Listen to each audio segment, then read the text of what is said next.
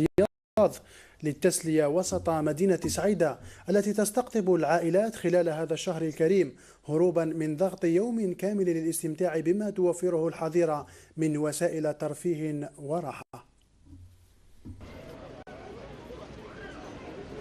حديقة الرياض بعد الإفطار وجهة تستقطب الكثيرين، فبين الاستمتاع بهدوء المكان وألعاب الأطفال ينقسم الزوار والعائلات الذين يقضون سهراتهم إلى غاية ساعات متأخرة من الليل. نجو توجور خويا نريحو نجيبو دراري نفوتوها بيان كاع كل شيء كاين هنا خويا. الشعب مرتاح هنايا الحمد لله غايه نجو نفوتوا الوقت هنايا بزوزيت لاهو يقلعوا ضيقه الروح. الحمد لله رانا غايه بالبيان كاع. رانا هنا في سعيده في البارك تاع سعيده.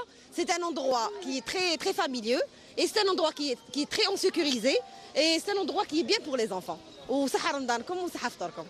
الحديقة توفر مرافق عدة للعائلات والشباب بين المقاهي الشعبية وألعاب التسلية التي تستقطب الأطفال بعد الإفطار.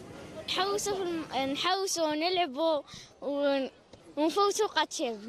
والله غير بيان نفوتوا هنا في حديقة التسلية. والله لي نجو نديفولو كاع سي بيان كاع. كاين المانيج بور لي زونفون، كاين لي كريمري سي بيان. رانا نجو فوتوا اوقات مليحه هنايا. إقبال الزوار إلى حديقة الرياض بكثرة يعكس الخدمات التي يوفرها القائمون من مقاهي مطاعم وألعاب تسلية للأطفال وعنصر الأمن الذي يجعل العائلات تقضي أوقات جميلة تستمر إلى ساعات متأخرة من الليل. كاين تواجد الامني اللي نشكروا كل رجال الامن اللي هم واقفين وساهرين على امن وراحه المواطن، وداني اللي مشرفين على الحديقه يعني اللي موفرين كل اللوازم. يعني الانسان كيجي هنا عنده كل المتطلبات تاعه. فوتنا شهر على ما يرام بالعائلات والاطفال الحمد لله، ونشكر الامن الوطني اللي كان واقف معنا في السراء وفي الضراء يوميا.